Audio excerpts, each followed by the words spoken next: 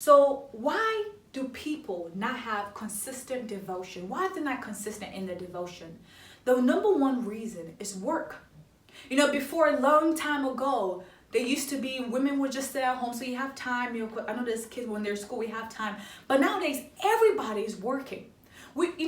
I'm come from a part of the world. I'm in a part of the world where by 4 a.m. you're up and 6 a.m. you're on the road because of traffic, and you have to work at 8 but you leave at 6. So God, I don't have time. I gotta get the kids ready, my husband doing this and doing that, and by the time you get home it's already so late. All you want to do is rest. So work takes away our time. The other thing is, if you're like me, is not waking up early. We stay up all through the night. We can watch a movie till 6 a.m. in the morning, yet and still be able to get up, and go elsewhere and go to school or go to work, whatnot. But when it comes to having devotion, it's like I have the worst headache ever.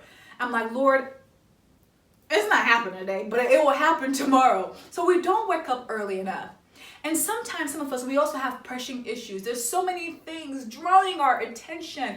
Like, even if we have that strength and we sit down and read our Bible, sit down and we pray, our phones are constantly ringing, alerts are coming, emails are coming, there's kids are screaming in the house. We're just like, Lord, it's not gonna happen. The other thing is procrastination. I'll do it later. Oh Lord, I'll do it later. You keep pushing. Before later comes, before you realize, that you've spent the whole day without spending time with Him. The other thing is guilt. Sometimes we're just like, why would He want to spend time with me?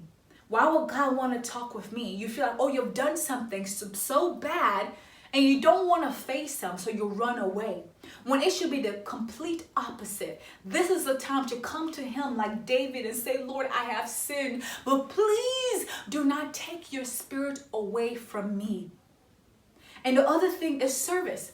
I used to think that because I'm so involved in church, that I'm good with God. And I think a lot of Christians, we think so because you're the worship leader, you play the instruments, you may be the pastor, your transportation, you're ushering. Because you're so involved and you post so much on social media about God, you think you're good. And people think your relationship with Him is good. We deceive ourselves. So God, I don't need to have a devotion with you. Hello. I pray at 6 a.m. in the morning with a prayer group. I'm always leading prayers. I got this. Hello, we're good. So what is the point of having one-on-one when all is covered? But listen, people are not made in public.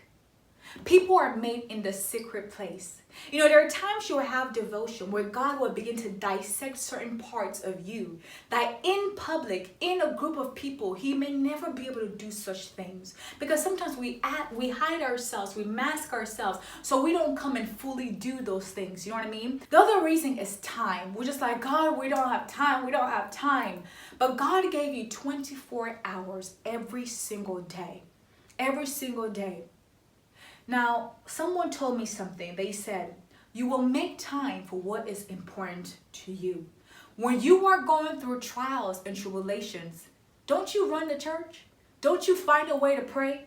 You know what I'm saying? So don't let God to be your 911 on speed dial. Like the only time you remember Him is in the time of emergency. Wouldn't you like to be shielded before you go to war? Wouldn't you like to be forewarned, to have all the strategy before things happen? Isn't that better than for you to be in the middle of battle and you have no shield, you have no protection, when you could have prevented all of that by preparing, strategizing, and God giving you that stamina, giving you the endurance to go through whatever life is about to throw your way? Wouldn't that be better? That's why devotion is so important.